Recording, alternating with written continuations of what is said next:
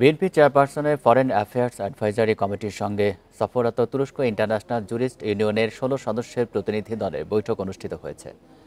শুক্রবার বিকেলে ৩:১৫টার দিকে বিএনপি চেয়ারপারসনের গুলশান অফিসে এই বৈঠক হয়। বৈঠক শেষে বিএনপি স্থায়ী কমিটির সদস্য আমির খসরু মাহমুদ চৌধুরী সাংবাদিকদের বলেন, ওই প্রতিনিধি দলের সঙ্গে বাংলাদেশের বর্তমান বিচার ব্যবস্থা নিয়ে আলোচনা হয়েছে।